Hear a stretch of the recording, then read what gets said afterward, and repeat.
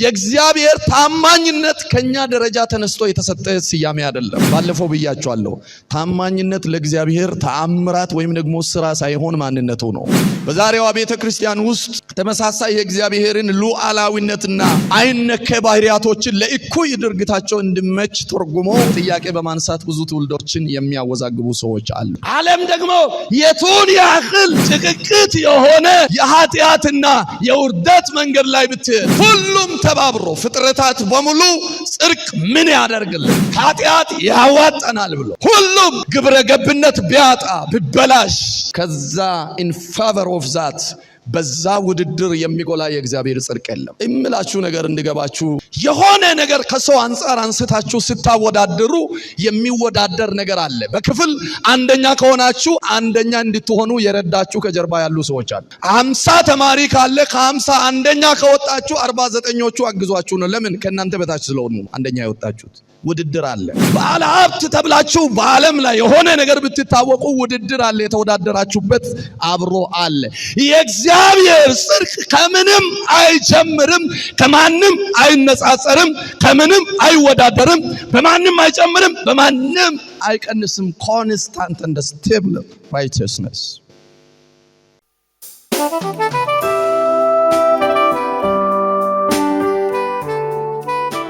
የእግዚአብሔርን ቃል ከኔ ጋር በጣም አጭር ስለሆነ ቆማችሁ ብታነቡ ደስ ይለኛል። አጭር ነው። ሮሜን ነው የምንማረው። ሮሜን እየተማርን ምዕራፍ 3 ክፍል 2 ደርሰናል። ምዕራፍ 3 ላይ ያለው ሐሳብ ሰፋ ይላል ትንሽ። አሁን እየተማርን ባለን ፔስ ከሄድን ሮሜ ቢያንስ 2 ዓመት 1 ዓመት ተኩል ይፈጃል። ግን ሁሉ ጊዜ በየሳምንቱ በየእሁዱ አይደለም፣ አልፈን ስለሆነ የምንማረው ሳትሰላችሁ የሮሜን መጽሐፍ ጥናት እንድንጨርስ ይሁን። ወደ ላይ ትነሱና የእግዚአብሔርን ቃል እናነባለን። መጽሐፍ ቅዱስ የያዛችሁም በሞባይልም የያዛችሁ ትነሱና እናነባለን። ያልያዛችሁም ትነሱና እናነባለን። መጽሐፍ ቅዱስ ያልያዛችሁም ለእግዚአብሔር ቃል ክብር ወደ ላይ ብድግ በሉ። አንድ ጊዜ ቁሙና ወደ ላይ ቁሙና እናነባለን። ምቾት አለ ማለት ነው። ሰው መቀመጥ በጣም ይፈልጋል። ለዚህ ወደ ላይ ቁሙና ሮሜ 3:4 ጀምሮ 5 ጀምሮ እስከ 8 ብቻ ነው ዛሬ ማብራራው። ነገር ግን አመጻችን የእግዚአብሔርን ጽድቅ የሚያስረዳ ከሆነ ምን እንላለን? ቁጣን የሚያመጣ እግዚአብሔር አመፀኛ ነውን? እንደ ሰው ልማድ እላለሁ እንዲህ አይሁን። እንዲህ ቢሆን እግዚአብሔር በዓለም እንዴት ይፈርዳል? በእኔ ውሸት ግን የእግዚአብሔር እውነት ለክብሩ ከላቀ ስለምን በእኔ ደግሞ እንደ ኃጢአተኛ ገና ይፈረድብኛል? ስለምንስ መልካም እንዲመጣ ክፉ አናደርግም? እንዲሁ ይሰድቡናልና አንዳንዱም እንዲሁ እንድንል ይናገራሉና የነርሱ ፍርድ ቅን ነው። እግዚአብሔር ይባርካችሁ። ቁጭ በሉ።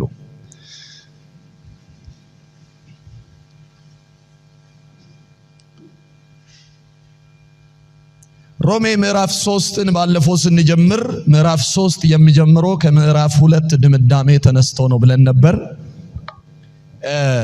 የምዕራፍ 2 ድምዳሜ ደግሞ አትታለሉ፣ ማንንም እንዳታታልሉ፣ አይሁድ በመሆናችሁ ብቻ ወይም ደግሞ ክዳን አለን ያላችሁ በማወጃችሁ ብቻ ሕግ ቶራት ስለተሰጣችሁ ብቻ አትድኑም።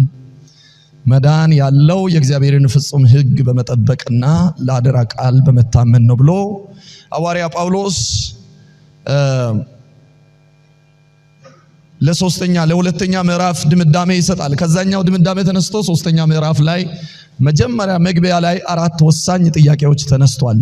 ከአራቱ ጥያቄዎች ባለፈው ሳምንት 2ቱን ጥያቄ ተመልክተናል። ዛሬ 2ቱን ጥያቄ እንመለከታለን። ቀጣይ እግዚአብሔር ቢፈቅድ ደግሞ ከቁጥር 9 በኋላ ያለውን እንቀጥላለን። ወደ ኋላ ልመለስና ምዕራፍ 3 ላይ የተነሱ ጥያቄዎች ምንድነው? አንደኛውና የመጀመሪያ ጥያቄ የነበረው አይሁድ በመሆናችን ሕግ በመቀበላችን ቶራት አለን በማለታችን ክዳንም አለን በማለታችን ታላቁ ቤተ መቅደስ በመካከላችን አለ በማለታችን የማንድን ከሆነ እርሱ የማያድነን ከሆነ የአይሁድ ብልጫ ምንድነው? እዚህ ጋር የተጻፈበት በአዲሱም በመደበኛም ትርጉም ስትቀይሩ በደንብ አንደርስታንድ ላናረግ እንችላለን። ዛሬ ግን ትንሽ እንድትይዙ ፈልጋለሁ ባለፈው ያልነበራችሁ። ወይም ደግሞ ቀለል ባለ አማርኛ ስጠይቁ አይሁድ የመሆናችን ጥቅም ምንድነው ብለው ሲጠይቁ ትመለከታላችሁ። ይሄ ሁሉ ሕግጋቱ እያለን ቤተ መቅደሱ በመካከላችን እያለ እንደውም ደግሞ አይሁድ መሆናችንም እንደተጠበቀ ሆነው ሁሉም ነገር እያለን የማንድን ከሆነ አይሁድ መሆናችን የመመረጣችን ጥቅሙ ምንድነው ስል ሐዋርያ ጳውሎስ አይሁድ የመሆን ጥቅምማ እጅግ ብዙ ነበረ፣ ነገር ግን ቤዚክ ነገሩ ለአደራ ቃል ያልታመናችሁ በመሆናችሁ ነው ይላል። ከዚሁ ጥያቄ ይነሱና ሁለተኛውን ጥያቄ በጣም በስፋት ነው የተመለከትነው። ሁለተኛና ሶስተኛ ጥያቄ በጣም ሰፊ ናሬሽን የሚፈልግ ነው። እሱን ነው በደንብ ዛሬ ሶስተኛውን ጥያቄ ነው ማብራራ። ሁለተኛ ጥያቄ ባለፈው በሰፊ አይቻለሁ። ከእስራኤላውያንን ታሪክ እንዳለ በሰፊ አንስተን ብዙ ነገር አይተናል። በቂ ባይሆንም ለዕለቱ በቂ ስለሆነ ዛሬ ትንሽ ነገር እሱን ነክቼ አልፋለሁ። ሁለተኛ ጥያቄ ደግሞ እሺ ይሁን፣ እኛ እንግዲህ ለአደራ ቃል አልታመንም ክዳኑንም አልጠበቅንም ይሁን፣ ታዲያ እኛ ታማኝነታችን ያጎደልን እንደሆነ እግዚአብሔር ለቃሉ አይታመንም ማለት ነው ብሎ ጠይቆታል። ይህ በጣም ሲሪየስ ጥያቄ ነው ብያለሁ። ይሄ ከሐዋርያ ጳውሎስ መቀበልና ካለመቀበል የተነሳ ጥያቄ አይደለም፣ የእግዚአብሔርን ማንነት ፎከስ ያደረገ ጥያቄ ነው ብዬ ነግሬያችሁ ነበር። በዚህ በደንብ ተመልክተናል። ሰዎች ለቃላቸው የማይታመኑ ከሆነ፣ ሰዎች በቃላቸው የማይጸኑ ከሆነ፣ ሰዎች ታማኝ የማይሆኑ ከሆነ እግዚአብሔርም እልከኛ ሆኖ ለሰዎች የገባውን ክዳን ይሽራል ማለት ነው የሚል ጥያቄ ነው። ይሄ እግዚአብሔርን መለኮታዊ ባህሪ ሽሪንክ ለማድረግ የሚነሱ ጥያቄዎች ናቸው። አጋንንታዊ ጥበብ ያለበት ጥያቄ ነው። ሰው ካልታመነ እግዚአብሔር አይታመንም ማለት ነው። ሐዋርያ ጳውሎስ እንደዚህ ይላል ነው።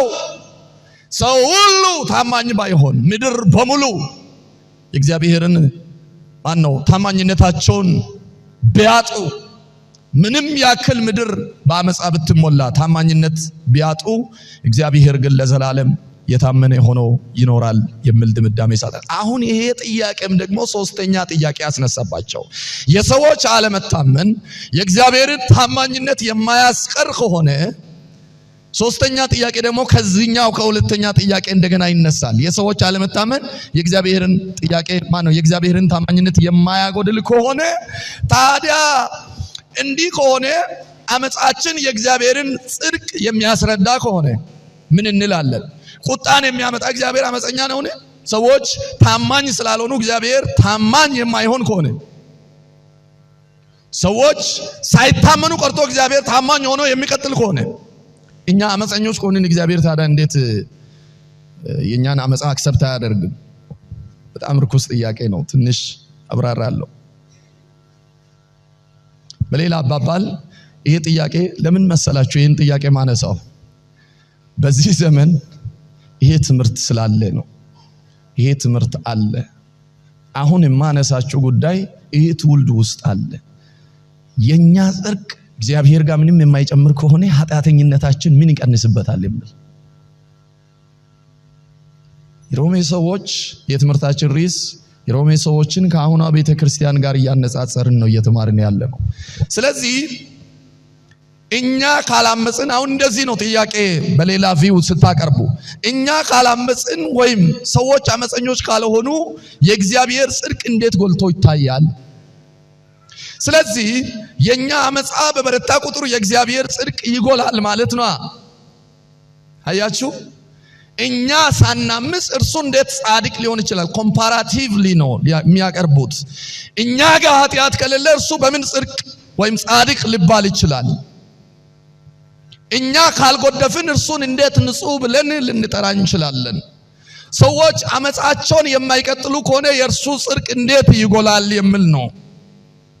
ማዕከላዊ ሐሳቡ እግዚአብሔር ጻድቅ እንዲባል የሰዎች ኃጢአት መሰረት ካለው ወይም ደግሞ እግዚአብሔር እውነተኛ እንዲባል የሰዎች ዋሾ ባይሪ ወይም ደግሞ አለመታመን አስተዋጽኦ ካለው እግዚአብሔር ታማኝ እንዲባል የሰዎች ማጭበርበር ወይም ደግሞ አለመታመን ሚና ካለው ታዲያ እነኚህ ባህሪያቶች የሰው ባህሪያቶች ወይም ደግሞ የኛ እነዚህ ካራክተሮች የቱ ጋር ነው ክፋት ያለው? ለምንድነው እግዚአብሔር እኛን የሚኮንነን? ለምንድነው የሚከሰን? የመጀመሪያዎቹ 3ቱ ምዕራፎች ዓለምንና ኃጢአትን እየከሰሰ ሐዋርያ ጳውሎስ የሚጽፍበት ክፍል ነው። መግቢያ ላይ በሰፊ ስላየን የእግዚአብሔርን ጽድቅ አጉልቶ ወይም ደግሞ ሰዎች ያሉበትን ሁኔታ ሳይረዱ የእግዚአብሔርን ጽድቅ ለመቀበል ስለሚቸግራቸው ያሉበትን ሁኔታ አንደርስታንድ እንዲያደርጉ በእግዚአብሔር መንፈስ ተመርቶ ሲሪየስ የሆነ ደብዳቤ ሲጽፍ እንመለከታለን። አንድን የታመመ ሰው መታመሙን ሳያምን ሐኪም ቤት እንኳን ብትወስዱት አልታመምኩም ብሎ ለሐኪሙ ላይ ያስረዳ ይችላል። ምክንያቱም ሐኪሙም የሚነሳ ለምርመራውም ለምኑም የሚነሳው ከሰውየው ከሚሰማ ሪፖርት የተነሳ ነው።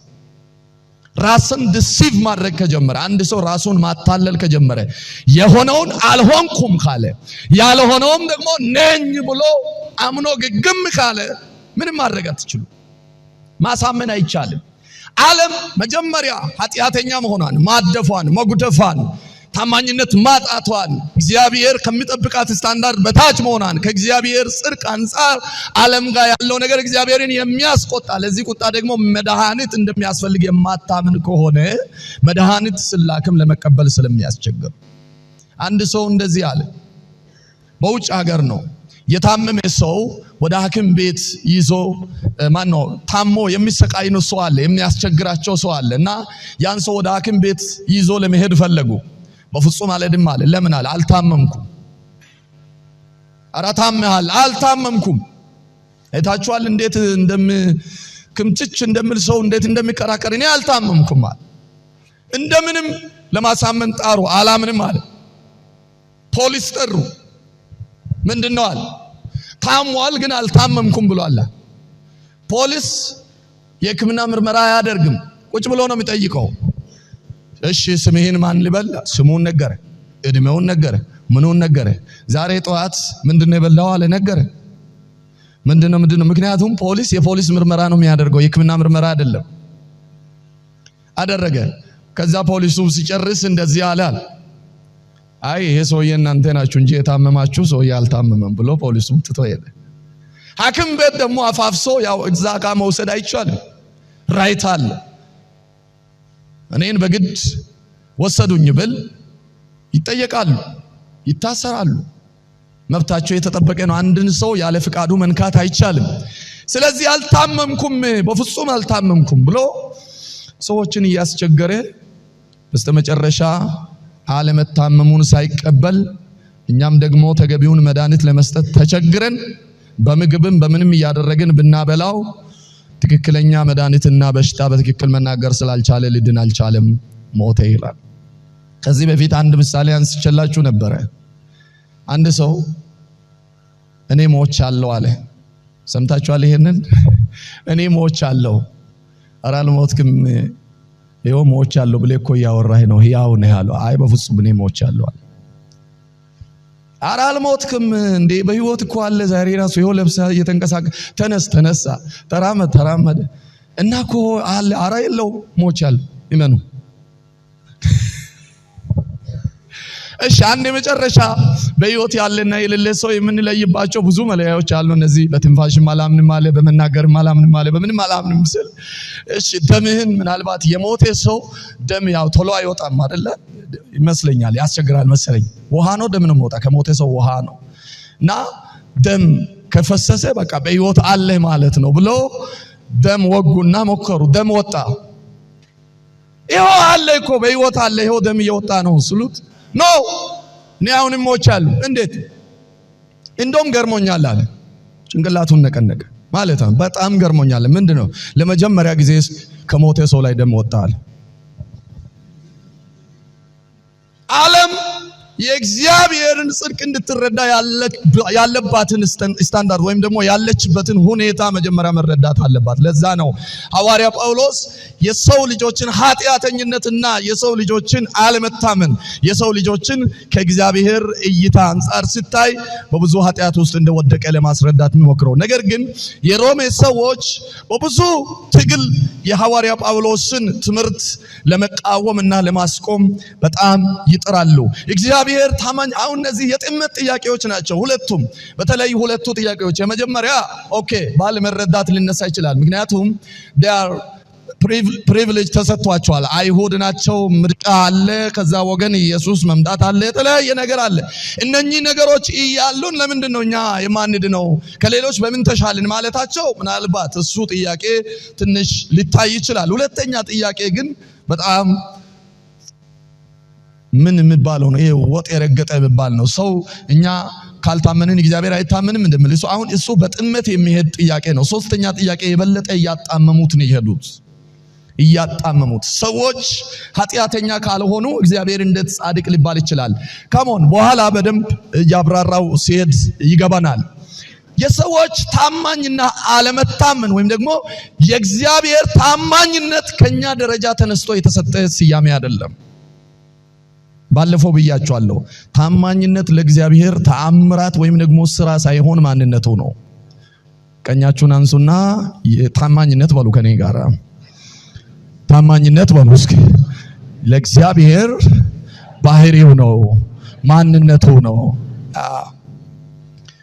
እንግዲህ በዚህ የተጣመመ ጥያቄ ሰዎች ኃጢአታቸውን ካልቀጠሉ የእግዚአብሔር ጽድቅ እንዴት ይገለጣል?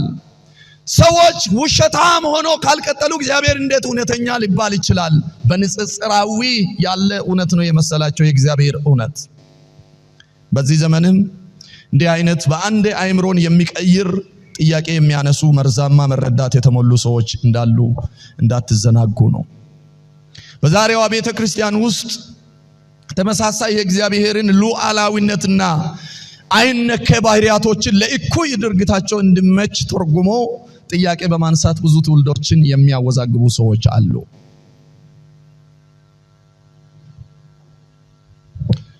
ያዙትና ከናንተ ጋር ያለውን ሰው ንገሩት፣ ወንድሜ ተጠንቀቅ በሉት፣ እህቴ ተጠንቀቅ፣ ዋቴቨር ከናንተ አጠገብ ያለውን ጾታችሁ በጾታቸው አውሩት እስኪ፣ ተጠንቀቅ በሉት እስኪ። ልክ እንደዛ ዘመን በዚህ ዘመንም በሉ እስኪ ለእኩይ ምግባራቸው ለክፋት ተግባራቸው እንድመች የእግዚአብሔርን ሉዓላዊ ማንነት ሉዓላዊ ባህሪ የማይነካ ባህሪ ለክፋት ተርጉመው ጥያቄ በማንሳት ትውልድን የሚያወዛግቡ አሉና እነዚህ ሰዎች የተረዱት እግዚአብሔር የሆነውን እንዲሆን የሰዎች መኖር እንደረዳቸው ወይም ደግሞ እንደረዳው እግዚአብሔር ጋር ያሉ ባህሪያቶች መነሻው ከሰው ንጽጽር እንደሆነ በመረዳት ነው። አጠገብ ያለውን ሰው ያዝና አሁንም ተናገረው፣ እግዚአብሔር የያዛቸው ባህሪያቶች በሉ እስኪ፣ የእግዚአብሔርነት መገለጫዎቹ በሉ እስኪ ከሰው ልጆች የምነሱ አይደሉም፣ ከኛ ማንነት የምነሳ አይደለም። የሚገርማችሁ ኢቭን አንዳንድ ጊዜ በዚህ ደረጃ እንድትረዱ ፈልጋለሁ። በምድር ላይ የሰው ልጆች መኖራቸው በሰማይ ላለው በሰማይ ሰማያት ላለው ለእግዚአብሔር አስተዋጽኦ አለው። እኛ ባንኖር ምን ያመጣል የሚል አቲቲዩድ የያዙ ሰዎች ናቸው። እኔ ግን እነግራችኋለሁ፣ እግዚአብሔር ለክብሩ ፈልጎ ፈጠረን፣ ፈቅዶ አኖረን። የሰው ልጆች መኖር ለእግዚአብሔር መኖር ዋስትና አይደለም። የሰው ልጆች ባህሪ ለእግዚአብሔር ባህሪ ዋስትና አይደለም።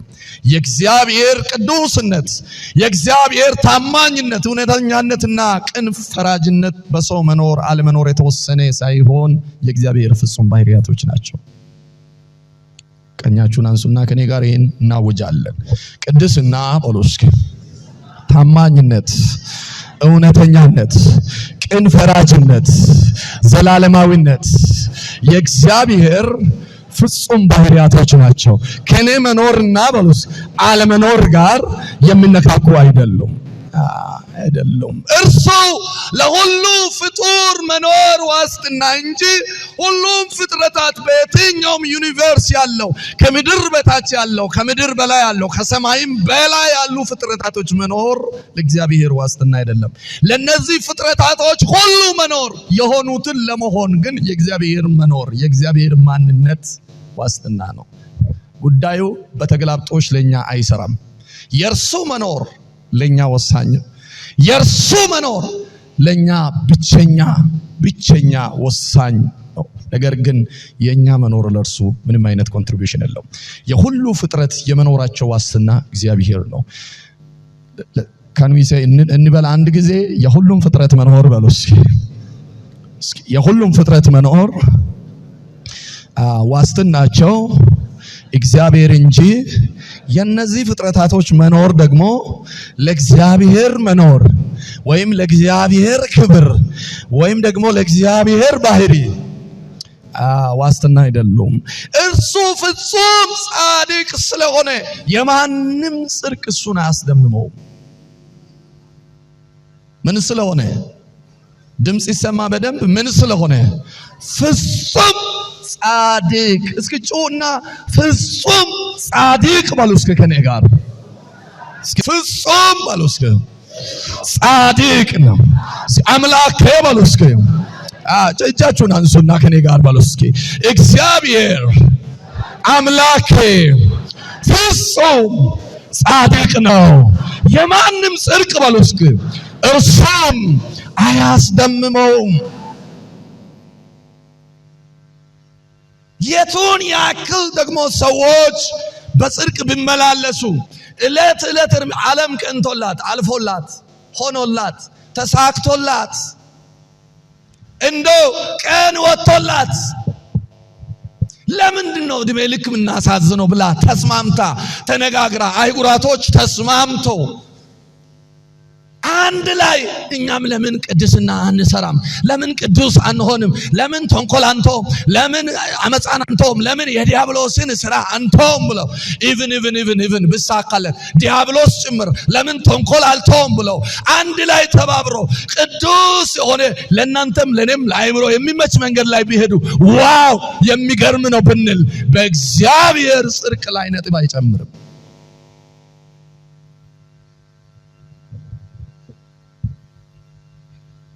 ዓለም ደግሞ የቱን ያህል ጭቅቅት የሆነ የኃጢአትና የውርደት መንገድ ላይ ብትሄድ ሁሉም ተባብሮ ፍጥረታት በሙሉ ጽድቅ ምን ያደርግልናል? ኃጢአት ያዋጣናል ብሎ ሁሉም ግብረ ገብነት ቢያጣ ቢበላሽ ከዛ in favor of that በዛ ውድድር የሚጎላ የእግዚአብሔር ጽድቅ የለም። እምላችሁ ነገር እንዲገባችሁ አንዳንድ ምሳሌ መጠቀም አስፈላጊ ነው። የሆነ ነገር ከሰው አንፃር አንስታችሁ ስታወዳደሩ የሚወዳደር ነገር አለ። በክፍል አንደኛ ከሆናችሁ አንደኛ እንድትሆኑ የረዳችሁ ከጀርባ ያሉ ሰዎች አሉ። ራይት? የተረዳችሁኝ ነው? 50 ተማሪ ካለ ከ50 አንደኛ ከወጣችሁ 49ኞቹ አግዟችሁ ነው። ለምን? ከእናንተ በታች ስለሆኑ ነው አንደኛ የወጣችሁት። ውድድር አለ። ባለ ሀብት ተብላችሁ በዓለም ላይ የሆነ ነገር ብትታወቁ ውድድር አለ። የተወዳደራችሁበት አብሮ አለ። የእግዚአብሔር ጽድቅ ከምንም አይጀምርም፣ ከማንም አይነጻጸርም፣ ከምንም አይወዳደርም፣ በማንም አይጨምርም፣ በማንም አይቀንስም። ኮንስታንት and stable righteousness። እግዚአብሔር ጽድቅ በሉ አጠገብ ያለው ሰው ያዝና ከምንም ጋር የማይነጻጸር ከምንም ጋር የማይወዳደር ፍጹም እጹብ ድንቅ ባህሪ ነው። ለዚህ ባህሪ ልልታና ጨብጨባ ይገባዋል። ሰዎች ከሆኑት ነገር ተነስቶ በውድድር እነዚህ ቆሻሻ እግዚአብሔር ጽድቅ ተብሎ የተሰጠ ጽድቅ አይደለም። it is inbuilt characteristics of God። ከርሱ ጋር የተሰፋ ዘላለማዊ ከርሱ ጋር ያለ አብሮ የተጣበቀ ማንነቱ የሆነ እንደ እስትንፋስ ከርሱ ጋር ያለ የእግዚአብሔር ባህሪ አንደኛ ታማኝነት ነው፣ ሁለተኛ ጽድቅ ነው፣ ሶስተኛ ቅድስና ነው፣ አራተኛ ሕያውነት ነው፣ አምስተኛ መሐሪነት ነው እያላችሁ መቀጠል ትችላላችሁ። ይሄን ሁሉ ለተላበሰ ለናዝሬቱ ለኢየሱስ ብድግ በሉና በጭብጨባ ክብር ስጡት። ሃሌሉያ! በእኛ ማንነት የሚነሳ አይደለም የእሱ ባህሪ። አጠገብ ያለውን ሰው እንኳን ደስ አለ ይበሉት እስኪ። አምላክ ከሆኑ አማልክቶች ጋር ተወዳድሮ ሳይሆን ንገሩት እስኪ። አምላክ ከሆኑ ሰዎች ጋር ተወዳድሮ ሳይሆን ብቻውን ለዘላለም የማይነጥፍ የማይጨምር የማይቀንስ ሕያው የሆነ ማንነት ነው ያለው። ለእርሱ ክብር ይሁን። ቁጭ በለው። ሰው ሲወርድ አምላክን ከእርሱ ጋር ማነጻጸር ይጀምራል። ሰው ሲወርድ አምላክን ከፋብሪካ ውጤቶች ጋር ማነጻጸር ይጀምራል። ሰው የጽድቅ ነገር አንደርስታንድ ላለማድረግ ሲፈልግ ከፍጥረታት ጋር እግዚአብሔርን ኮምፔር ማድረግ ይጀምራል። እግዚአብሔርን ለማወዳደር ማንኛውም ምሳሌ አይመጥነውም። በየትኛውም ምሳሌ እግዚአብሔርን እንዳታነሳው ተጠንቀቅ። በላ አጠገብ ያለው ሰው እባክህ ሲሪየስ ሆናችሁ አውሩ እስኪ ባካችሁ። ከየትኛውም ምሳሌ ጋር እግዚአብሔርን እንዳታነሳ። መላእክቶች ከሱ ጋር ለውድድር አይቀርቡም። ኢቭን ልንገራችሁ፣ ሐዋርያ ጳውሎስ በሉ፣ ዮሐንስ በሉ፣ የተሰውነ ጴጥሮስ በሉ፣ ሰማዕታት በሉ፣ ሙሴ በሉ፣ አብርሃም በሉ፣ የእምነት አባት የተባለው አብርሃም በሉ፣ እግዚአብሔር ማንነት ጋር ለሰከንድ የሚወዳደር ማንነት የለውም። የእግዚአብሔር ማንነት እኛ በምናሳያቸው በምናነሳቸው መስፈርቶች ለውድድር የሚቀርቡ አይደሉም። ይሄን የተላበሰ ያንቺ የኔ ጌታ ነው። አዳልሞት አይደለም። እልልታ ለእርሱ ይሆንለታል። ሃሌሉያ! ለዚህን የተላበሰው የኔ ጌታ። የዚህ ምድር ከበርቴዎች በፊቱ ዶት ነው የሚሆኑት። ቻካፓላ ፌና ማያ የባህሪ የያዘ ያንቺ የምስኪኗ ያንተ የምስኪኑ አምላክ ነው። ክብር ለእርሱ ለዘላለም ይሁን። በቃ የእርሱ ማንነት ነው። ሃሌሉያ! በእግዚአብሔር ማንነት የሚኮራ ትውልድ ነው እግዚአብሔር የሚፈልገው። በንጽጽር ለሆነ ዓላማ እግዚአብሔርን እያቀረብን አሁን እነዚህ ሰዎች እኛ በጣም እኮ የማፌዝና የማሾፍ ጥያቄ እኮ ነው። እግዚአብሔር ታማኝ መሆኑን በእኛ አለመታመን ካልተወ ስሙኝ፣ አሁን ይሄን እንደዚህ እንደጠየቁ የማሾፍ ጥያቄ። ለምሳሌ ሰው እንኳን የሆነ ጊዜ ይቅር ከተባለ ባለፈው እንዲህ ይቅር ካለኝ አሁንም ይለኛል ብለህ እንደው ፐርፐዝሊ ታጠፋለህ እንዴ? ታደርጋለህ እንዴ? እንደው አይምሮ ያለ ሰው እንኳን ለሰው እንኳን ባለፈው በዚህ ጉዳይ ይቅር ስላለኝ አሁንም ይለኛል ብለህ በቃ ሆን ብለህ አንድ ነገር። አሁን እነዚህ ሰዎች ጥያቄያቸው ራሱ ሆን ብሎ ነው ትውልድ ወደ ኋላ የሚያደርግ ሰዎችን ሁሉ ሚስ አንደርስታንዲንግ ለእግዚአብሔር እንዲኖራቸው የሚያደርግ ጥያቄ ነው ጠየቁት። እግዚአብሔር እኛ ታማኝ ባለመሆናችን እርሱ ታማኝነቱን ማይቀንስ ከሆነ አለው ሐዋርያ ጳውሎስ። ሙግቱ በጣም ሲሪየስ እንደሆነ ተመልከቱ። የእግዚአብሔርን ታማኝነት በእኛ ለመታመን የማይቀንስ ከሆነ ታዲያ ለምን ታደክመናለህ? የእኛ አመፃ የእሱ ጽድቅ ማይቀንስ ከሆነ እንደውም እኛ ስናድፍ አይደል እሱ ቅዱስ እየተባለ የሚጠራ ማለት ነው። ዲያብሎሳዊ ጥያቄ ነው። ጽድቁ በሰዎች መቀደስ የማይደበዝዝ በሰዎች ኃጢአት የማይጎላ ነው። እየጻፋችሁም እየተናገራችሁም ጽድቁ በሉ እስኪ ከኔ ጋር ጽድቁ በሉ እስኪ በሰዎች መቀደስ የማይደበዝዝ በሰዎች ኃጢአት የማይጎላ ነው። ያው ነው። በዮሐንስ ራእይ ምዕራፍ 5 ጀምሮ ስለ 24ቱ ሽማግሌዎች ያነሳል። እነዚህ በኢየሱስ ፊት በይሁዳ ንጉሥ ፊት በይሁዳ አንበሳ ፊት 24 ሰዓት ዘወትር ይላል እንዲህ ይላሉ ቅዱስ ቅዱስ ቅዱስ እያሉ ጎንበስ እያሉ ብድግ ይላሉ። ሲነሱ አሁንም ቅዱስ ቅዱስ፣ ሌላ ዜማ የለም፣ ሌላ ዝማሬ የለም፣ ድምጹም አይቀየርም፣ ቋንቋም አይቀየርም፣ ሌላ ቃላትም አይቀየርም። አሁንም ጎንበስ ብሎ ብድግ ሲሉ እርሱ ቅዱስ ነው። ጎንበስ ብሎ እንደገና ሲመለከቱ አቤት ሲያስፈራ ቅድስናው። አሁን ደግሞ ጎንበስ ብሎ ሲነጋ እንደገና አቤት ሲያስደነግጥ ቅድስናው። እንደገና ጎንበስ ብሎ አራራራ የማይቀንስ ቅድስና፣ የማይደበስስ ቅድስና፣ የማይናወጥ ውበት፣ የማይለመድ ንጽህና እርሱ ጋር። ያንን ነው የተናገሩት። እርሱ ቅዱስ ነው። የማይለመድ ቅድስና፣ የማይለመድ ንጽህና የተላበሰ ነው። ለዚህ ሌላ ስም አልነበራቸውም። ሌላ ሊናገሩት የሚችሉት ነገር አጡ። ምን አሉ? ቅዱስ ቅዱስ። የሰማይ ዝማሬ ነው። እጃችሁን አንሱ። ቅዱስ እስኪ ቅዱስ በሉ። እስኪ ቅዱስ። ከነ እንዳለ መዝሙር በተጨማሪ የሰማይ መዝሙርን መለማመድ አለባችሁ። የሰማይ መዝሙር እንዲህ የሚል ነው። ቅዱስ ቅዱስ ቅዱስ ቅዱስ ቅዱስ ቅዱስ የሚል። እስኪ ቅዱስ በሉ ባካችሁ። አንድ ጊዜ ወደ ልባችሁ ተመለሱና ቅዱስ። ሬዝ ዩር ሃንድ። እጃችሁን ከልባችሁ ጋር ወደ እሱ አንሱና ቅዱስ። እስኪ ቅዱስ ቅዱስ ያለህና የምትኖር አልፋና ኦሜጋ ቅዱስ። ሃሌሉያ። እስኪ ለቅድስናው ክብር ይሁን።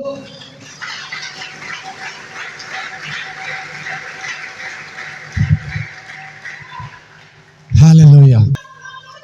ቅዱስ። እኔ ባካችሁ እኔ ያስቸገርኳችሁ እንደሆነ ይሰማኛል። ግን ትውልድ ፍጥረት ስጋችን እኛም ለምደንም ከሆነ ማን ለምደው ቋንቋ ነው። ድምጻችሁ ከዚህ በላይ ከፍ ይበልና ቀኛችሁን አንስታችሁ ቅዱስ በሉ ባካችሁ። እስኪ ቅዱስ ቅዱስ ቅዱስ ቅዱስ።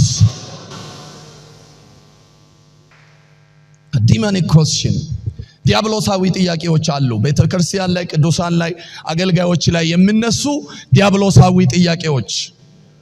ምን አይነት? እግዚአብሔር እንዲህ ከሆነ ለምን እንዲያናደርግም? ካሞን ይሄን ለማብራራት ጊዜ ያጥረኛል። አሁን ላይ ሊበራሊስት የሚባሉ ይሄ የነጻነት ዘመን ነው፣ የጸጋ ዘመን ነው የሚል ትምህርት የሚያስተምሩ ሰዎች አንድ ጊዜ አንድ ሰው በእንዲህ አይነት ምሳሌ አስረዳ ስለ ቅድስና። የእግዚአብሔር ቅድስና በእኔ ላይ የሚገን ከሆነ የኔ ቅድስና ምን ጥቅም አለው አለ። ማለት ሲባል የኮካ ጠርሙስ ወሰደ፣ የተከደነ ኮካ እና የተከደነ ኮካ ወሰደና ጭቃ ውስጥ በጣም የተጨማለቀ ጭቃ ውስጥ ወረወረ። ከዛ ይሄ ኮካ ምን ሆኗል አለ? ቆሽሿል አለ። እሺ እንግዲህ ከቆሸሸ ጭቃ ከሆነ ነገር ግን አሁን አንስቼ ጽድት አድርጌ ባጥበው አጥቤ ብጠቀመው መጠቀም ይችላል አልችልም ማለት ይሄ አይምሮ ያዞራል። ተራ ጥያቄ አይደለም። መጀመሪያ ኮካ ወደ ጭቃ ሲገባ ሰውነቱ ነው የተበላሸው፣ ከቨሩ ነው የተበላሸው። ከቨሩ ነው የተበላሸው። ከቨሩ ጭቃ በጭቃ ሆነ። ውስጡ ያለው ግን ምንም አልሆነም። ይኸው ጠብታ አልገባም። አጠበና ይኸው ንጹህ ነው። ከፍቶ ይኸው መጠጣት ይቻላል። እኛ እኮ የፈለገ ያህል ኃጢአት ውስጥ ብንዋኝ አለ ስጋችን ድንኳን ነው፣ እሱ አይጠቅምም። የዳነው እኮ ውስጣችን ነው አለ። የሰማችሁኝ ነው ወጣቶች? በ5 ደቂቃ ኮብከት፣ በ10 ደቂቃ ኮብከት ረጅም ጊዜ የተማራችሁበትን የዘላለም ዕውቀት ሚስ ያደረጋችሁ እንድትሄዱ የሚያስተምሩ የተዘጋጁ አውሬዎች ስላሉ ስሙን። አንዳንድ ጊዜ እቺ ቤተክርስቲያን ውስጥ ብዙ ትምህርት ስለምታገኙ አቅልላችሁ ታያላችሁ። እንዳታዩ። ይሄ ትምህርት የሰይጣን ትምህርት ነው። ውጫችን ነው የቆሸሸው። ይሄ እኮ ድንኳን አይጠቅምም ለእግዚአብሔር። አሁን ምን ይሰራል? ውስጣችን ነው የዳነው። እሱን ምንም የማይነካ ከሆነ የእግዚአብሔር ይሄ ምንድነው? እንደው ምን እንዳለ ታውቃላችሁ? የኮካ ጠርሙስ ከቨሩ ኮካን ካለማበላሸት ከዳነ የኢየሱስ ደም እንዴት ከዛ አይበልጥም አለ። በደንብ ሰዎች እንዲሰሙኝ ይፈልጋለሁ የዛሬውን ትምህርት። እናንተ ግን ክርስቶስን በተጣመመ መንገድ እንዳትማሩ። ሮብ ዕለት ባለፈው ያየን ነበር። አካላቶቻችን የእግዚአብሔር ናቸው። ሐዋርያ ጳውሎስ በ12ኛው ምዕራፍ ላይ ማንነታችንን ለእርሱ ቅዱስ ያው መስዋዕት አድርገን እንድናቀርብ ይናገራል። እዛ ጋር ስንደርስ እሱን በደንብ እንመለከታለን። ዲያብሎሳዊ ጥያቄዎች አሉ የዛሬም ቤተክርስቲያን የሚፈታተኑ። ንቃ በለው አጠገብ ያለውን ሰው ንቃ ትውልድንም አንቃ በለው። እስኪ አውሩታ ምንድነው? እኔ የምሰብከው እየተናገርኩ እናንተ ጸጥ ትላላችሁ። ንቃ በለው። ሌሎችንም አንቃ። እንዳይበሉ ታደጋቸው። ከተጣመመ መረዳት አውጣቸው። በመልካም ነገር ተናገራቸው። አያችሁ፣ እነኚህን ትምህርት ደግሞ የሚያስተምሩ በጣም ተቀባይነት አላቸው። እኔ ሳልዋሽ ምነግራችሁ እናንተም ልትረዱ የምትችሉት እንደምንም ብዬ እንደምንም ተዘጋጅቼ እንዴትም ሪፌር አድርጌ አንድ ቀን ኃጢአት መስራት ምንም ችግር እንደሌለው 2 እሁድ እዚህ ቤተክርስቲያን ብሰብክ ይሄ አዳራሽ ፈንድቶ ሌላ አዳራሽ ወደዚህ እንገዛለን። ገንዘብ የያዙ ጭምር ይመጣሉ።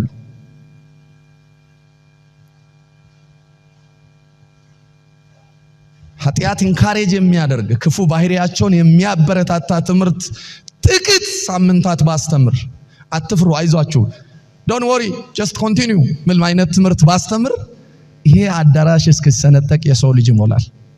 እውነት ነው ውሸት? ጥቂቶች መልሱልኝ። እውነት ነው ውሸት? ኃጢአት መንገድ የሚያስተምር መምህር ከተገኘ ሰው ግጥም ብሎ ይሞላል።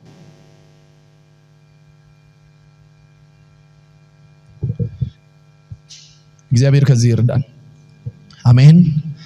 ስለዚህ ቀጣይ ጳውሎስ ሊያስተምር ያለውን ትምህርት ላለመቀበል ቀጣይ ሊገለጥ ያለውን የእግዚአብሔርን ጽድቅ እርሱም የናዝሬቱ ኢየሱስን እንዳይሰብክ ተፈልጎ በብዙ ጥያቄ ሐዋርያ ጳውሎስን ቢዚ ሲያደርጉ ታዩታላችሁ። መቼም በሰይጣን አስተሳሰብ የተጣመሙ ሰዎች ሁሉ ጊዜ መለኮታዊ ሐሳብ ላለመቀበል ጥያቄ ይጠይቃሉ። ከጳውሎስ አልተጀመረም፣ ከኢየሱስ ነው የተጀመረው። ሉቃስ ወንጌል ምዕራፍ 20 ጻፉና በኋላ እናንተ ታዩታላችሁ። ሉቃስ ወንጌል ምዕራፍ 20 ላይ ከክራይስት ሚሽን ጋር ምንም ሬሌቫንስ የሌለ ጥያቄዎችን ጠይቀዋሉ። ካህናቶች፣ ጻፎችና አለቆች፣ ስልጣናት እነማን አልኳቸው? ካህናቶች፣ አለቆች፣ ጻፎች የተባሉ ሰዎች ጥያቄ አንስተዋል። የመጀመሪያ ጥያቄ ያነሱት የታመሙ ሰዎች እየዳኑ ነው፣ ኦሬዲ የሞተ ሁሉ እየተነሳ ነው፣ ተአምር እየሆነ ነው፣ ሰዎች ከአጋንንት እስራት ነፃ እየወጡ ነው፣ በብዙ መንገድ ሰዎች እየተፈቱ ነው። የመጀመሪያ ጥያቄያቸው አንተ ልጅ አሉት። አንተ ልጅ ነው የሚሉት ኢየሱስ ምናምን የአክብሮት ስም አያውቁም እነሱ። አንተ ልጅ አሉት። ይሄን ሁሉ በምን ስልጣን ነው የምትሰራው? ምክንያቱም they are huge elders positioned ናቸው፣ በጣም ግዙፍ ናቸው። ጽማቸው ያስፈራል። ሁሌ እንደማወራችሁ ንግግራቸው ያስፈራል። በምን ስልጣን ነው ይሄንን የምታደርገው አሉት። ኢየሱስ መለሰላቸው። አለፉና አሁንም ላቆሙ አልቻሉም። በዚህ ስልጣን ነው አላላቸውም። የዮሐንስ ጥምቀት ከየት ነው አለ። ጥያቄ በጥያቄ መለሰ። ጥያቄ በጥያቄ በሉ እስኪ ያዘው አጠገብ ያለው ሰው። ጥያቄ በጥያቄ በተልእኮ መንገድ ላይ ስትሆን ሁሉም ጥያቄ አይመለስም። ጥያቄያቸውን በጥያቄ መልስ በለው። ጥያቄያቸውን በጥያቄ መልስላቸው። ሃሌሉያ። በጥያቄ መለሰላቸው። ሁለተኛ ጥያቄያቸው የነበረው ከንጉስ ጋር ለማጋጨት ነው። ምን አይነት ጥያቄ ነው የጠየቁት? ሁለተኛ ጥያቄ ለቄሳር ግብር መስጠት ተፈቅዷልን? ምክንያቱም ኢየሱስ የይሁዳ ንጉስ ነው፣ የነገስታትም ሁሉ ንጉስ ነው፣ የዓለም ንጉስ ነው። እንደዚህ የሚባል ለኮምፓሪዝን የማይቀርብ ንግስና የተላበሰ ዘላለማዊ ንጉስ ነው። ግን ንጉስ ነኝ ብለህ ከመጣህ እንዴት ሁለት ንጉስ እንገብራለን ነው ጥያቄ። if አንተ ንጉስ ነኝ ብለህ ያሰብክ ከሆነ ሄሮድስ ማን ነው? ቄሳርም ንጉስ ነው፣ እንገብርለት ወይስ አንገብርለት አሉት። ሄሎ በኢየሱስም ጥያቄያቸውን አሁንም መልሶ በእነሱ መለሰ። አውጡ ሳንቲሙን አለ። የማን ይላል አለ። ኦኬ ጽፈቱስ ማን ነው ምለው? እንደዛ ነው። ታዲያ የኢየሱስ ህትመት የሌለበትን ብር ለኢየሱስ ምን ያደርጋል? መልእክተኞች ለእናንተ ልዩ ሰበር ዜና አለኝ። በኢየሱስ ስም ምድሪቱን እያወዛገባችሁ የምትሄዱበት የሰማይ መለኮታዊ ምላሽ ለእናንተ ይሆናል። ብዙ አቅጣጫ ጥያቄ ይነሳል፣ ግን የምትመልሱበት ኃይልና መንፈስ ይለቀቃል። እስኪ እኔ መልእክተኛ ነኝ የሚል ሰው እጁን ያንሳና በዓለም ጥያቄ አልሸበርም በሉ እስኪ። በስጋ ጥያቄ አልረበሽም በሉ እስኪ። በሰይጣን ጥያቄ አልሸበርም በሉ እስኪ። ምክንያቱም በሉ እስኪ እርሱ አምላኬ የዓለምን ጥያቄ፣ የሰይጣንን ጥያቄ፣ የስጋ ጥያቄ መልሶታል። መለሰና ሰፋላቸው። ጁ አረገ። ጎ አውት። ሶስተኛ ጥያቄ ስለ ሜሬጅ ነው ያነሱት ከሙሴ ጋር ለማጋጨት። አንደኛ ጥያቄ የስልጣን ጉዳይ ነው። ማን ነው የሾመው ነው። ሰው አውቶራይዝድ ሲሆን ነው አንድ ነገር የሚያደርገው። አንተን ማን ነው አውቶራይዝ ያደረገ? ማን ነው ሹመት የሰጠ ይሄን እንድታደርጋለ? እሱ መለሰ። በራሳቸው ተረዱት። ይሄ ሹመት ከሰማይ ነው አሉት። ዓለም ራሷ ጠይቃ ራሷ አንተ ዙሪያ የምትመልሳቸው ምላሾች አለ። ቻካፓራፋ ያላባዲያስ። ከዛ ሁለተኛ ጥያቄ ከንጉሱ ጋር ለማጋጨት ነበረ። ምን አይነት ይሄ ግብር ላንተ እንስጥ ወይስ እንተው ስሉ፣ አረ ምን ያደርጋል አሁን ድናቸዋል ነፃ ሆናቸዋል ብል ሌላ ታሪክ ነው። ልንገራችሁ ብቻላቸው እስከ ግድያ የሚወስድ ጥያቄ ነው። ሊያሰቅል ያለ ጊዜ ኢየሱስ እኮ የሞተው እግዚአብሔር አብ የፈለገውንና የፈቀደውን አይነት ሞት ነው እንጂ የወንበዴዎች ሴራ የተጠነሰሰበት ሞት አይደለም። በደንብ ስሙኝ። ኢየሱስ የሞተው ለሞት ኢየሱስን ብዙ ጊዜ ፈልገውታል አይደለ? መጽሐፍ ቅዱስን ሀገር ሉቃስ ወንጌል 7 ላይ እንደዚህ ነው። ገፍትሮ ልጥሉት ሲዘጋጁ ምን ሆነ ይላል? ከመካከላቸው ሰንጥቆ አለፈ ይላል። ያ ቦታ ላይ ለምንድን ነው ያልሞተው? ኢየሱስ እግዚአብሔር አብ የፈቀደውን አይነት ሞት ነው የሞተው። እቺን ነገር ተናገሩና ቀጥሎ ያለውን ነገር ነግራቸዋል። አጠገብ ያለውን ሰው ጨብጥና ኢየሱስ የሞተው መለኮታዊ ፕላን ያለው ሞት ነው። መለኮታዊ ዕውቅና ያለ ሞት ነው። ስለዚህ በሉት እስኪ ባንተ ህይወትም ባንቺ ህይወትም የሚያልፉ ነገሮች የሚያልፉ መከራዎች መለኮታዊ ፕላን ያላቸው ነው። ካልሆነ ግን በኢየሱስ ስም ዛሬ ይቁም ካንተ ህይወት፣ ይቁም ካንቺ ህይወት። ሰማይ አፕሩቭ ያላደረገ መከራን ያልቀበል። ራይት አሜን ነው ወይ? የተረዳችሁኝ ነው? ሰማይ አፕሩቭ ያላደረገ ድህነትን ያልቀበልም። ሰማይ አፕሩቭ ያላደረገ ጉስቁልና አልቀበልም። እጃችሁን አንሱ። ሰማይ እግዚአብሔር አብ የማያውቀውን እንባ አላነባም። ሻካፓራ ፋያ አንድ ወንበዴ ጥያቄ አያስነባኝም። ሰማይ ዕውቅና የሰጠ ኢየሱስ መስቀል ላይ እንዲሞት ሰማይ ዕውቅና ሰጥቶታል። ነገር ግን መንገደኛ ገፍትሮ እንዲጥል ዕውቅና አልሰጠውም። እግዚአብሔር አምላክ ዛሬ አውጃለሁ፣ ሰማይ ዕውቅና ያልሰጣቸው ሰቆቃ ውስጥ ላላችሁ ሰዎች ገለብጣለሁ። ዛሬ በኢየሱስ ስም ገለብጣለሁ። በኢየሱስ ስም ሰማይ ዕውቅና ባልሰጠ ጉስቁልና ውስጥ ያላችሁ ሰዎች ገለብጣለሁ። በኢየሱስ ስም ሰማይ ዕውቅና ባልሰጠ ለቅሶ ውስጥ ያላችሁ ሰዎች በኢየሱስ ስም ዛሬ የተገለበጠ ይሁን። ጾሙና የተገለበጠ ይሁን። ሰማይ አፕሩቭ ያደረገ ሞት ነው የሞተው። ዲዛይንድ አክሰፕትድ ኤንድ ኦልሬዲ አውቶራይዝድ የሆነ ሞት ነው። ይሄ ሞት መቅረት አይችልም። ራሱ ኢየሱስ ጸልዮአል። ተራራ ጸሎት ላይ እባክህን ስል በቃ አለ። እሺ በቃ አለና ያንተ ፍቃድ እንጂ የኔ አይሁን ጨርሻለሁ ብሎ ወጣ። በአገልግሎት መስመራችሁ ሰማይ ዕውቅና ያልሰጠ ዋጋ ሊያስከፍላችሁ የሚቀድም አለቆች፣ ካህናት ምናምን በኢየሱስም ከፊታችሁ የተገለበጠ ይሁን። ሰማይ ዕውቅና ያልሰጠ በዳዴ ሊያስከዳችሁ የሚነሳ ዛሬ በዳዴ ይሄዱ። ጾሙና በዳዴ ይሄዱ። ዋጋ ሊያስከፍላችሁ ሰማይ የማያውቀውን ስቃይ፣ ሰማይ የማያውቀውን ውርደት፣ ሰማይ የማያውቀውን ክሳራ፣ ሰማይ የማያውቀውን ንቀት ባንተ ህይወት ላይ የሚያውጁ አለቆች፣ ካህናት፣ ስልጣናት፣ ሰይጣን፣ መተተኞች፣ ሟርተኞች፣ ሰባኪዎች ፓስተሮች ይነሱ ከፊት።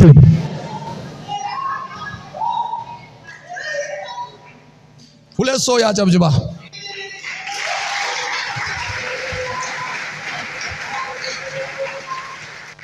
ዲቫይን አክሰፕትድ ስቃይ ልናልፍ እንችላለን። ታዲያ ይህ ማለት መለኮታዊ አገልግሎት የሚያገለግሉ ሰዎች መለኮት ያጸደቀ መከራ አለ። መለኮት ያጸደቀ የትምህርት ሜዳ አለ። መለኮት ያላጸደቀውን ግን ዛሬ ጫዳስ በኢየሱስ ስም ንገጡትና ተሰበረ በሉ። ተሰበረ ከቤቴ ላይ በሉ። ተሰበረ ከህይወቴ ላይ፣ ተሰበረ ከመንገዴ ላይ፣ ተሰበረ ከህይወቴ ላይ፣ ከልጆቼ ላይ ተሰበረ፣ ከቤቴ ላይ ተሰበረ። ስበሩት ንገጡና ተሰበረ በኢየሱስ ስም። ተሰበረ በኢየሱስ ስበሩት። ሁለት ደቂቃ ተሰበረ በሉ እስኪ።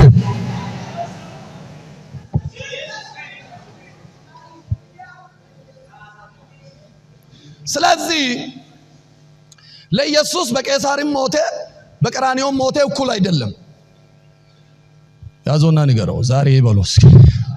በቢዝነስ ላይ፣ በህይወቴ ላይ፣ በአገልግሎቴ ላይ፣ በህይወት ጉዞ ላይ፣ በልጆች ላይ፣ በስራ ቦታ ላይ ሰማይ እውቅና ያልሰጠ የሐዘን ደብዳቤ፣ የጭንቅ ደብዳቤ፣ የምጥ አዋጅ፣ የክሳራ አዋጅ በኢየሱስም ተቀዷል፣ ተቀዷል። እከሲ ባህዱ ባራፋያ።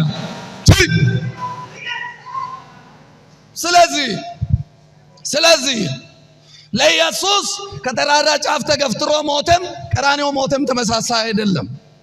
that is heavenly accepted place, that is not heavenly accepted place። ያ ነው ልዩነቱ። ሰማይ በካርታ ፕላኗ የማታውቀው ቦታ ላይ ከዚህ በኋላ ዋጋ አትከፍልም። ቸከባህራዳኒ በሆለበያ እንደ ነብይ ለሚቀበለው ይሳውጃለሁ። ሰማይ እውቅና ባልሰጠ ቦታ ላይ ዋጋ አትከፍልም። ሰማይ እውቅና ባልሰጠ ቦታ ላይ እንባ አይፈስም። ሰማይ እውቅና ባልሰጠ ቦታ ላይ እንባ አይፈስም። አጫጫጫጫጫ ብድግ በሉና ሰላችሁ። ሰማይ ያልፈቀደ ቦታ ላይ አልቆይም። ሰማይ ያልፈቀደ ወንበር ላይ አልቀመጥም። ሰማይ ያልፈቀደ ዝቅታ ላይ አልኖርም። መስገን አልኖርም በኢየሱስ ስም። ኢየሱስ ጌታ። እሺ ቁጭ በሉ። ማካቶ ሶኮቶ ፓያ ፓያ ሰማይ ያጸደቀ ቦታ። ስለዚህ ያው ነው አይደለም። ኢየሱስ የሚሰብከውን ስብከት የሚናገረውን ሚሽን ሬዚስት ለማድረግ ከተልእኮ ለማስተጓጎል የተነሱ ጥያቄዎች ናቸው። ከሄሮድ ከንጉስ ጋር ለማጋጨት የተነሳ ጥያቄ ነው፣ ተመለሰ። ሶስተኛ ከሙሴ ሕግ ጋር፣ የሙሴ ሕግ ማለት የአይሁድ የሙት ሽረት ጉዳይ ነው።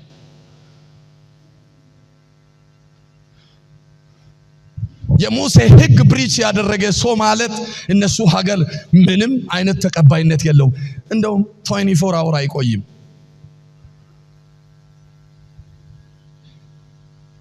የሙሴ ሕግ ነው ዛሬ ድረስ ጂውሽ የሚከተለው። አንዲት ሴት አንድ ወንድ አገባች፣ እሱ ሞተ። ቀጥሎ ወንድሟ አገባ፣ እሱ ሞተ። ቀጥሎም ሌላ ወንድም አገባ፣ እሱ ሞተ። እያለ ሰባቱም ወንድሞች ሞቱ። በትንሣኤ ቀን እቺ ሴት የማን ሚስት ትሆናለች አሉ። እግዚአብሔር አምላክ እያደጋችሁ ገና ወደፊት ልትሄዱ ስትሉ የጨለማ የጠላት ጥያቄ እያስነሳ የሚያስቆማችሁን ዛሬ ከመንገዳችሁ ያስቆሙ። እውነቴን ነው የምላችሁ። በተለይ ገና ኢንፋንት ስቴጅ በመንፈሳዊ ህይወት ገና ኢንፋንት ስቴጅ ላይ ሆናችሁ በሆነ ጥያቄ ከመንገዳችሁ ዞር ለማድረግ የሚነሳ በቃሉ ኃይል ዛሬ የተመታ ይሁን። ኢየሱስ ስም ይመታ። ና ስማ አለ እዛ ጋር ብቻም መጋባት የለም ዞር በል ብሎ መለሰ። አሁን ምን ልላችሁ ፈልጌ ነው፣ እነኚህ ሁሉ ጥያቄዎች አንደኛ ኢየሱስን ተቀባይነት ለማሳጣት የተነሳ ነው። ሁለተኛ ኢየሱስን ለማስገደልም ጭምር የተነሳ ነው። ሶስተኛ ፈጽሞ እንዲሰደድ የተነሳ ነው። የመጨረሻ ኢየሱስ እንዳይነገር የተነሳ እንዳይደመጥ የተነሳ ጥያቄ ነው። ለምን? ኢየሱስ ወደዛ ከገባ በኋላ ገበያቸው ተበልቶባቸዋል። የካህናቶች ክህነት ለሕዝቡ ጠብታ አላመጣም። የጻፊዎችም መጽሐፍ ምንም አይነት ፋይዳ አልጨመረም። የአለቆችም ስልጣን ከነዚህ ሰዎች ላይ ቀንበር አላወረደም። ኢየሱስ ግን በዝምታ እናንተ ደካሞች እያለ እየገባ ሻዳጋዶ ሳፓራባይ እነሱ ነው ያደከሙት። እናንተ ደካሞች ሲባል ጥያቄ ብቻ አይደለም። ካህናቶች ያደከሙ ሰዎች ጋር ነው ገብቶ እናንተ ደካሞች ያለ ሰዎች ያደከማችሁ ሰዎች ዛሬ ሰማይ በኢየሱስ ስም ብርታት ይዞላችሁ መጥቷል። እስኪ እጃችሁን አንሱና ሰማይ ብርታት ይዞልኝ መጥቷል ማለት ነው። አሁን ያው በቃ ሰዎች አድክመዋቸዋል። ሰው አድክመዋል፣ ጥያቄ አድክመዋል፣ ሕግ አድክመዋል፣ ምን አድክመዋል። እናንተ ደካሞች ሸክማችሁ ከበደ ወደ እኔ ኑ እኔ አሳርፋችሁ። ስንቶቻችሁ? ሁላችሁም በቃ ተቃሏል። የሞተው ተነሳ፣ ዓይን የታወረ ተፈወሰ፣ ሽባው ተተረተረ፣ የታመመው ተነሳ፣ በብዙ አይነት ደንቆሮው ተፈወሰ፣ መናገር የማይችል ዲዳ ምላስ ተከፈተ። ሁሉ እየተፈወሰ ሲሄድ የነዚህ ሰዎች ገበያ ዜሮ እየበላ ሄደ። ስለዚህ ሰዎች ሁሉ ያለ ምንም ማስታወቂያ ኢየሱስን ፎሎ ማድረግ ጀመሩ። ፎሎወራቸው ሲጠፋ ተከታያቸው ዜሮ ሲሆን በቃ እነዚህ ሰዎች ታላቅ ስጋት ውስጥ ገቡ። በሚቀጥለው ዘመናት ኢየሱስን በሚያውቁ ልጆች ምድር ስጋት ውስጥ ትወድቃለች። እጃችሁን አንሱና በሚቀጥለው ዘመን ማለት እስኪ ኢየሱስን በማወቄ ምክንያት ኢየሱስን በመረዳቴ ምክንያት ዓለም ስጋት ውስጥ ትገባለች። ዓለም ስጋት ውስጥ ትገባለች። ዓለምን ስጋት ውስጥ የሚከት የእግዚአብሔር ዕውቀት ተገለጠ። ያ የእግዚአብሔር ዕውቀት ኢየሱስ ነው። ያ ዕውቀት ዓለምን አንቀጠቀጠ፣ ካህናቶችን አንቀጠቀጡ። ምንም ነገር ሊያደርጉ አልቻሉም። ኢየሱስ እንዳይነገር በሰሩ ቁጥር ስሙ ከዛ ሁሉ ክልከላና ከለላ አልፎ በዛ ምድር ላይ ተነገረ። ዛሬም ቅዱሳኖች እግዚአብሔርን ለማገልገል ስትነሱ ተሪኮ ያለባችሁ፣ ጥሪ ያለባችሁ ብዙ ጥያቄ ዓለም፣ ሰይጣን፣ ስጋ ያስነሳባችኋል። በዚህ ያለ ኢየሱስን እንዳትናገሩ ያወዛግባችኋል፣ ይከለክላችኋል፣ በብዙ መንገድ ያጠምዳችኋል። ይሁን እንጂ ግን ሐዋርያው ጳውሎስ 4 አይደለም 40 ጥያቄ ቢጠይቁት እንዳልቆመ የነሱን ውዝግብና ጥያቄ አልፎ ኢየሱስን ገና ሮሜ ማለት ፈርስት መልእክት ነው። 13 ከዚህ በኋላ 12 ይቀራል። ሌሎች 13 ነው ይሉታል። 12 መልእክት ይቀራል። እነዚህ መልእክቶችን ሁሉ እንዳያዳርስ ቻሌንጅ አድርገው እኔ ምን አለፋኝ፣ ለምንድነው በዚህ ሁሉ የሚወዛገበው፣ ለምንድነው በዚህ ሁሉ የሚጨነቀው ብሎ መጽሐፉን እንድጥል ነበር ያነሱት። ሐዋርያው ጳውሎስ ግን ጥያቄያቸውን፣ ውዝግባቸውን፣ ጩኸታቸውን፣ ጭቅጭቃቸውን አልፎ ኢየሱስን ተናገረ። እኛም የዚህ ምድር ጥያቄ፣ የስጋችን ጥያቄ፣ አካባቢ ላይ የሚያንሻብብ ጥያቄ አልፈን ኢየሱስን እንናገራለን። አረ አልፈን ኢየሱስን እንናገራለን። የአለቆችን ጥያቄ አልፈን ኢየሱስን እንናገራለን። የካህናቶችን ጥያቄ አልፈን ኢየሱስን እንናገራለን። የስልጣናትን ጥያቄ አልፈን ኢየሱስን እንናገራለን። የጠቢባንን ጥበብ አልፈን ኢየሱስን እንናገራለን። የጠማሞችን ጥመት አልፈን ኢየሱስን እንናገራለን። የአጥማጆችን ጥያቄ አልፈን ኢየሱስን እንናገራለን። የመተተኞችን ጥያቄ አልፈን ኢየሱስን እንናገራለን። ኢቭን የኑሯችንንም ጥያቄ አልፈን ኢየሱስን እንናገራለን። የቤታችንን ኮተት ጥያቄ አልፈን ኢየሱስን እንናገራለን። ጥያቄ አለኝ የሚሉ ይቀጥሉ፣ እኛ ግን አልፈን ኢየሱስን እንናገራለን። ጾፉና ኢየሱስን እንናገራለን ባሉ እስኪ ጥያቄዎችን አልፌ በሉ እስኪ ኢየሱስን እናገራለሁ። ሃሌሉያ።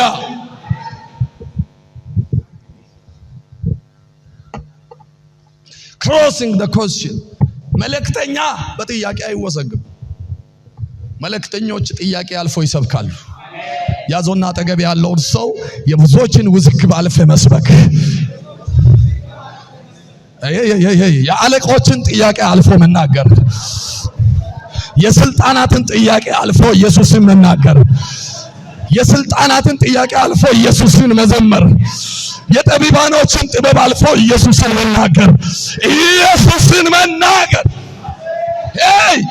ጮውና አልፌ ኢየሱስን እናገራለሁ በሉ እስኪ። ቀኛችሁን ብድግ አድርጉና አልፌ ኢየሱስን አውጃለሁ በሉ እስኪ።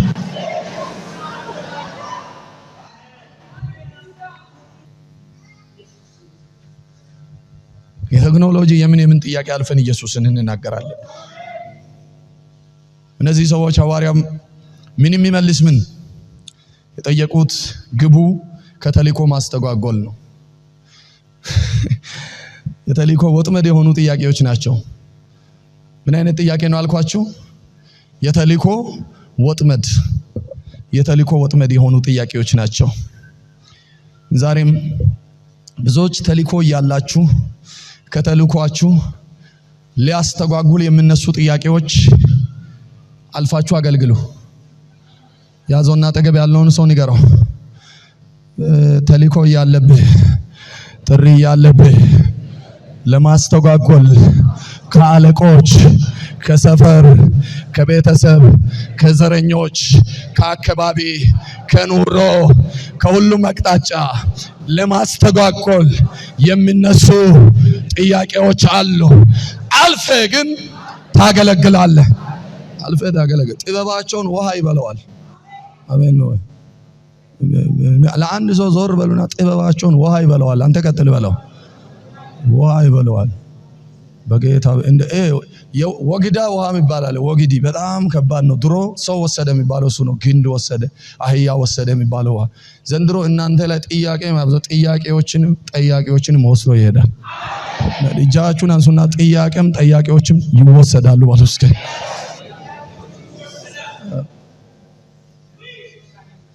ጥበባቸውን አልፎ ማገለግል። አንዳንድ ሰው በህይወቱ ዘመን በጥያቄ የተሞላለ ጥያቄ አለኝ። አንድ ቢሮ ከዚህ በፊት ሲሰራ እና አንደኛው ቢሮ ላይ የገጠመኝ ሁሌ የሚጠይቅ ልጅ ነው። ልጅ አይደለም ትልቅ ሰው ጥያቄ ይላል። ባይዘው ምስጋና ባለ ቦታ ራሱ ጥያቄ ይላል። የደስ ልናውጅ ተሰብስበንም ጥያቄ ይላል። ሰውዬ እስከ ዛሬ ጥያቄ ነው። ፊቱ ራሱ ጥያቄ ነው። እሱም አልተመለሰለትም። እኛ ጥያቄ እያለፍን መጣን።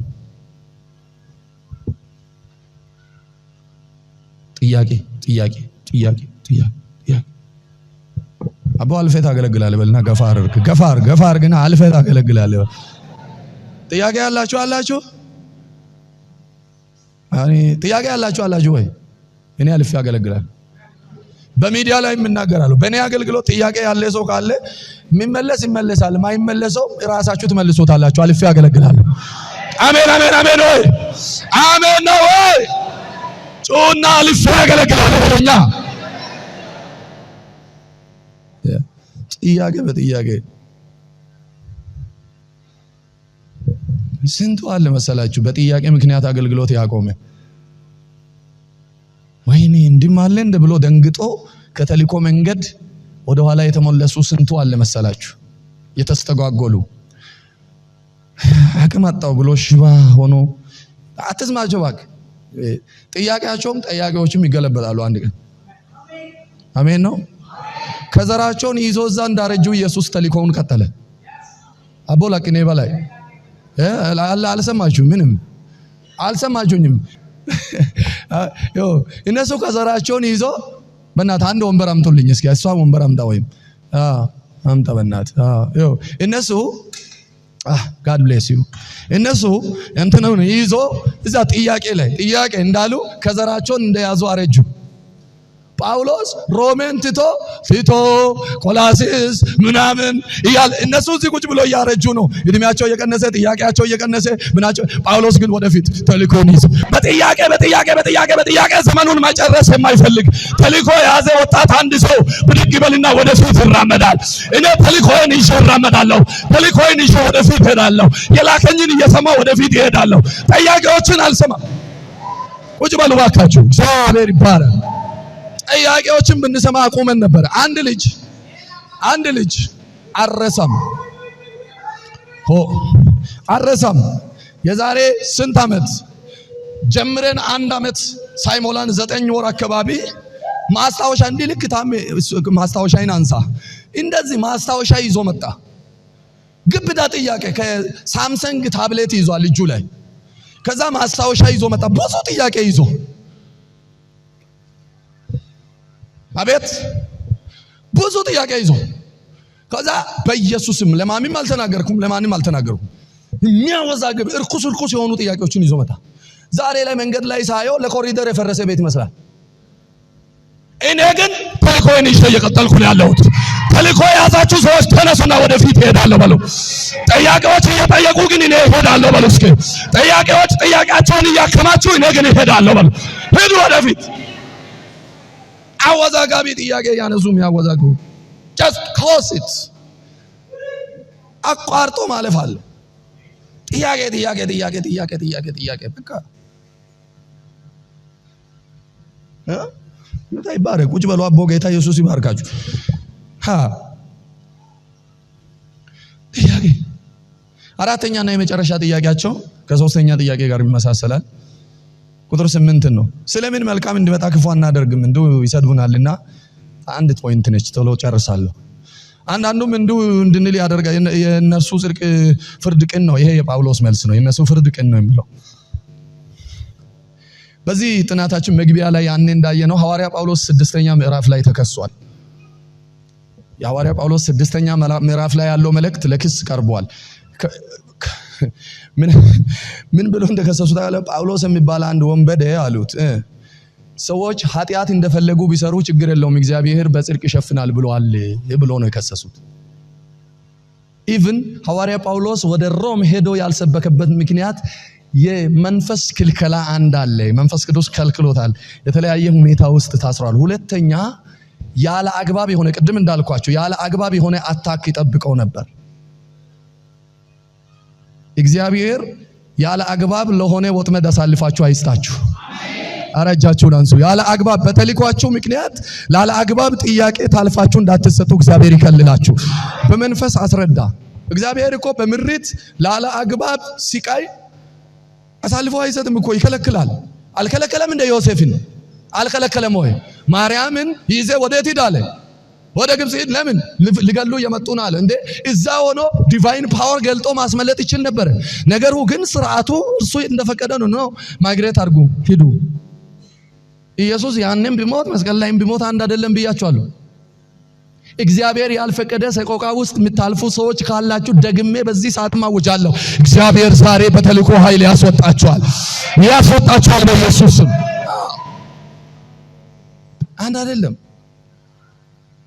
ዛሬ ምሽት ወደ ቤት ስትገቡ እያለፋችሁበት ስላለ መንገድ ጌታ ፊት እንድትጸልዩ አሳስባችኋለሁ።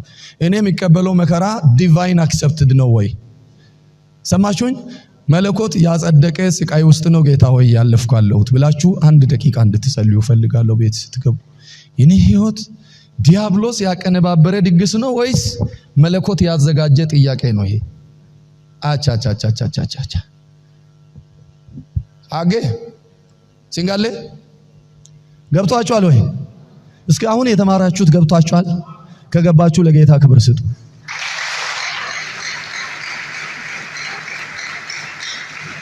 ሃሌሉያ። ሮሜን እንዲቀጥል የሚያገፋፋ ነገር አሳዩ። እሺ እኔ ባታገፋፉ መቀጠል አይቀርም። እቺ ቤተክርስቲያን ውስጥ ያሉ አገልጋዮች መማር አለባቸው። እኔም መማር አለብኝ። ስለዚህ ሐዋርያው አራይኔ አልወጣኝም ጸጋ እንዲበዛ በኃጢአት ኑሩም አላልኳችሁም፣ እንደዚህም አልሰበኩም። ነገሩም እናንተ እንደምታስቡት የእግዚአብሔር ጽድቅ ይታይ ዘንድ ሰዎች ኃጢአታቸውን ይቀጥሉ የሚል ትምህርት የለኝም። ምክንያቱም የእግዚአብሔር ቸርነት፣ በጎነት፣ ቅዱስነት ከሰዎች የህይወት ደረጃ የሚነሳ ስላልሆነ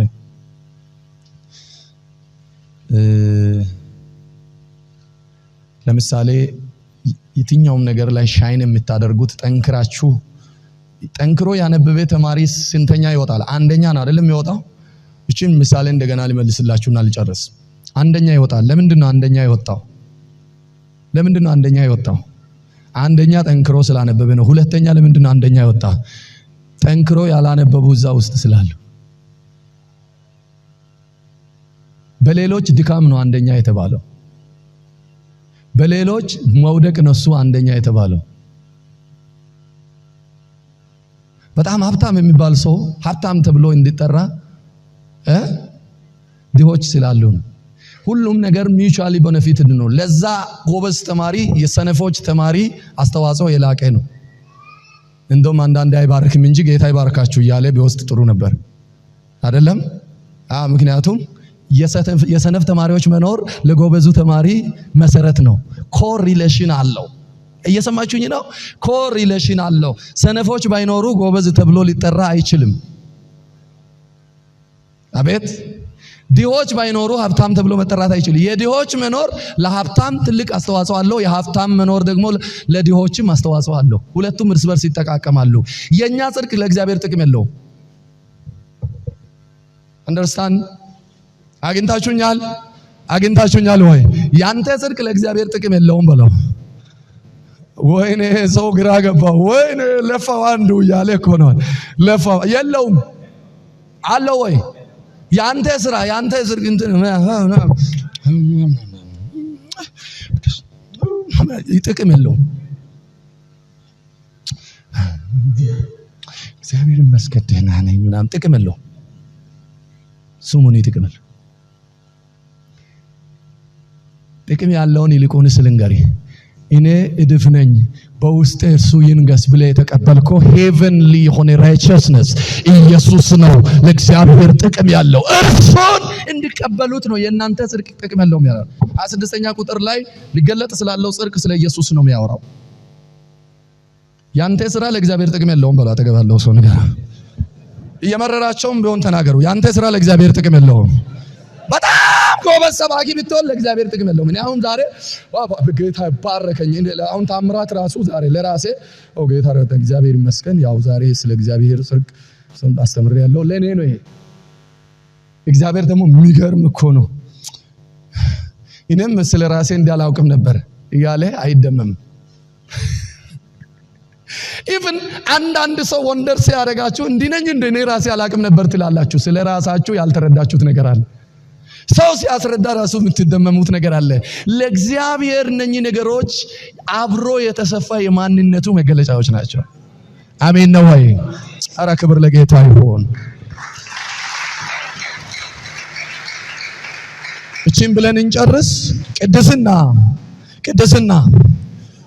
ቅድስና፣ ጽድቅ፣ ቸርነት፣ ጻድቅነት ለእግዚአብሔር ስታንዳርዱ ነው። ከኛ አይነሳም፣ ከማንም አይወዳደርም፣ መላእክቶችም አይተካኩም፣ በምንም ለንጽጽር አይቀርብም። እግዚአብሔር ራሱን ማብራራትም አይጠበቅበትም። እኔ ትንሽ አብራራለሁ እንድትቀበሉኝ። አንድ ጊዜ ዶክመንት የሌለ ሰው ነው፣ አልተመረቀም፣ ፒኤችዲም የለውም። ደሱ ያኔ ያቃል አላገም አንተም ገብተውን አልገባህም። ዶክተር ኢንጂነር ሳሙኤል ዘሚካኤል የሚባል ሰው ነበር። ሰምታችኋል ስለሱ? 5 ኪሎም አልተመረቀም፣ የተጫረ ተማሪ ነው። በጣም አሪፍ ንግግር አቅርቦ ወላ ዶክተሮች የኢትዮጵያ ዩኒቨርሲቲ አርጎ ሄደዋል። በስንት ኢንቨስቲጌሽን መሰላችሁ የተገኘው ሰው የማን እንደው ስላስረዳ ሰው ሁሉ ስንት ሺህ ብር ተከፍሎታል በየቦታ። ራሴን በደንብ ባስረዳ አክሰፕት ልታደርጉ። እግዚአብሔር ራሱን ሊያስረዳ አይገባው። ባርኬ ልጨርሳችሁ። አልገባችሁም? በቃ ነክስት ይገባናል። ሰው እንኳን ራሱን ካስረዳ እንደመማለን። እግዚአብሔር ግን ራሱን ሊያስረዳ አይገባም። this is የእግዚአብሔር ስታንዳርድ ነው። እርሱ ፍጹም ነው፣ ጻድቅ ነው፣ ቅዱስ ነው። ያው ሰላም ለዚህ ጌታ በእልልታ በጭብጨባ ክብር እንሰጠው። ጨርሳለሁ።